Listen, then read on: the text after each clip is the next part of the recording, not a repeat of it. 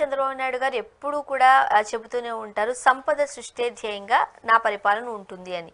Davos పెట్టుబడులకు వెళ్లే ముందు ఇన్ని పెట్టుబడులు తెస్తాం, అసలు నెంబరే మాట్లాడట్లేదు, ఇన్ని పెట్టుబడులు తీసుకొస్తామని చెప్పారు. అక్కడికి వెళ్ళి మాట్లాడుకుని వచ్చిన తర్వాత ఒక్క ఎంఓయూ కూడా కుదుర్చుకోలేదేంట్రా బాబు అని ప్రజలు అడిగినప్పుడు, వెళ్ళినప్పుడు మీటింగ్స్ జరుగుతూ ఉంటే మనం మాట్లాడుకుంటాము, ప్రతిదానికి ఎంఓయూలు రావచ్చు రాకపోవచ్చు అన్నారు. బట్ పక్కనే ఉన్న తెలంగాణలో 800 కోట్లు పెట్టి తెచ్చుకున్నారని చెబుతున్నారు, మిగతా రాష్ట్రాల వాళ్ళు పెట్టుబడులు తెచ్చుకున్నారని చెబుతున్నారు. మరి ఏపీకి ఎందుకు రావట్లేదు, ఎందుకు తేలేకపోయారు? నేను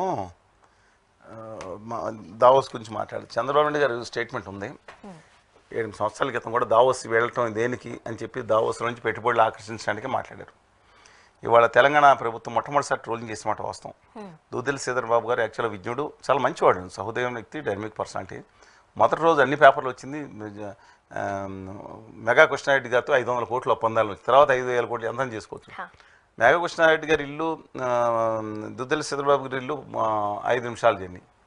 5 నిమిషాల జర్నీ కోసం అక్కడికి ఎక్కడికి వెళ్ళిపోయి దావోస్ వెళ్ళి ఎముకల కొరికే 10 డిగ్రీల మైనస్లో ఇలా వణుక్కుంటూ చాలా సంతకాలు పెడతాం ఏంటో నాకు అర్థం కాలేదు. అబ్సల్యూట్గా చెప్తున్నా అండి, ఇక్కడ ఉన్న గుజరాతీ మార్వాడి వ్యాపారులు అందరూ ఇక్కడే వస్తారు కదా, అక్కడికి వెళ్ళి సంతకాలు పెట్టుకుంటాం ఎందుకు నాకు అర్థం. ఏమన్నా మహారాష్ట్ర కూడా అదే, సజ్జన్ జిందాల్ గారి ఇంటికి ముఖ్యమంత్రి ఇంటికి మహా అయితే 3 నిమిషాల డిస్టెన్స్ అండి.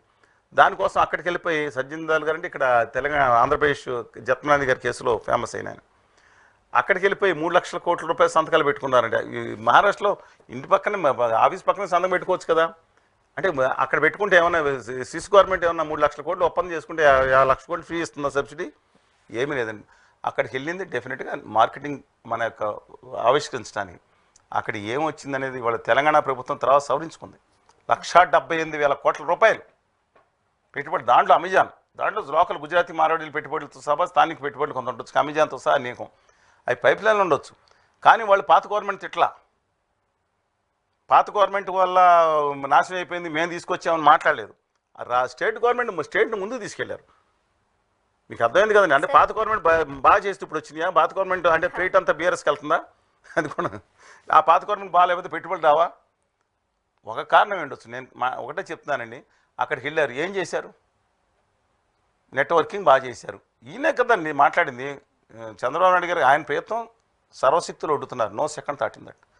ఆయనకి తిరిగి తన మార్కు ఉండటానికి నేను ఆనెస్ట్గా చెప్తున్నాను, చాలా కష్టపడుతున్నారు తెలిసిన సమాచారం ప్రకారం. పిల్లట్టు పోస్ట్ తిరుగుతున్నారు ఆంధ్రప్రదేశ్కి రావాలని.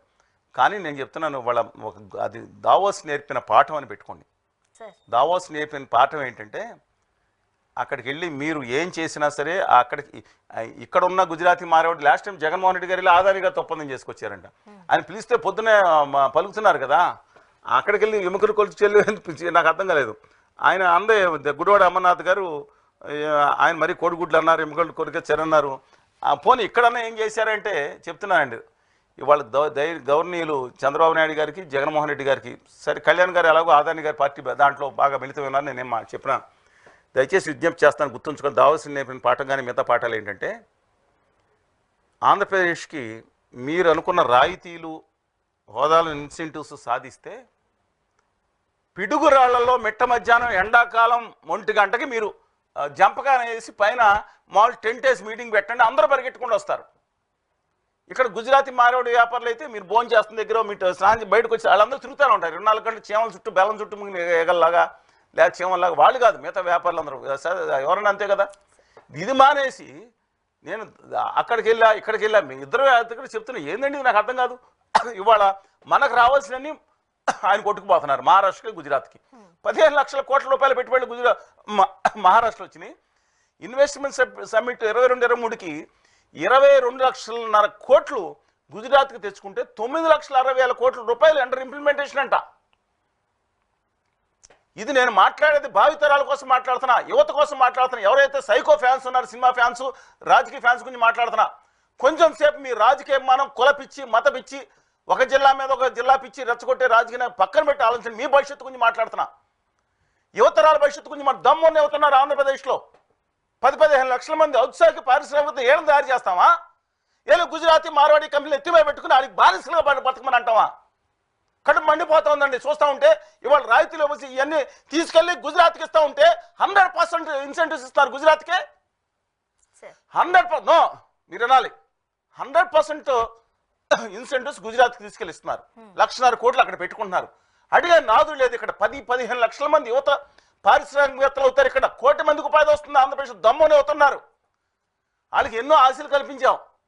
దాని గురించి మానేసి ఏదండి మహారాష్ట్రలో భారత్ పెట్రోలియం కార్పొరేషన్ బీపీసీలను సౌదీ అరేబియా కంపెనీ వాళ్ళు తన్ని తగలేశారు. మహారాష్ట్రలో ఈ పొల్యూషన్ మాకొద్దు, వచ్చే ఉద్యోగాలు 70,000 కాదురా 3,000 కూడా ఉండవు. అది మా మహారాష్ట్రాలకు 500 కోట్లు కూడా 500 మంది కూడా ఉండరు. మాకు ఈ వద్దురా బాబు ఈ పొల్యూషన్ అని చెప్పి సౌదీ కంపెనీని తన్ని తగలేస్తే ఆంధ్రప్రదేశ్కి తీసుకొచ్చామని చెప్తున్నారు. సంతోషం. దాని బదులు ఈ కార్యక్రమం పెట్టచ్చు కదండి. నేను నిజం చెప్తాను, దేశానికి గ్రీన్ ఎనర్జీ ఇవ్వడం కోసం మనం పొల్యూషన్లో ఉంటాను. ఇంకోటి ఆ మార్వాడి గారి కంపెనీ కోసం ఒకటి పెట్టుకున్నారు. ఎవరు ఆయన మార్వాడి ఎవరండి, మిత్తల్ గారు అవగరగాల్ గారు సంజయ్ గారు ఎవరో కానివ్వండి, వాళ్ళకి 1,00,000 కోట్ల ఇండస్ట్రీ అంటున్నారు. ఉన్న విశాఖపట్నం స్టీల్ ప్లాంట్ నేను అడుగుతున్నాను, దావోస్ గురించి అడగట్లా, నేను అడుగుతున్నాను, రైట్ రాయల్గా అడుగుతున్నా, పాయింట్ అడుగుతున్నా. విశాఖ ఉక్కు కోసం మైన్స్ కేటాయించలేదు, 11,000 కోట్ల ప్యాకేజింగ్ చెప్తున్నారు. అది తీసుకెళ్ళేమో వాళ్ళకి గుజరాతీ మాట సప్లై చేశారని మనం వర్క్ చేశారు. వాళ్ళకా లేదా ఇంకోళ్ళకి ఇవ్వడానికా? అసలు నాకు mines first and foremost mines కేటాయించండి, క్యాపిటల్ మైన్స్ పక్కన దాని గురించి మాట్లాడరా.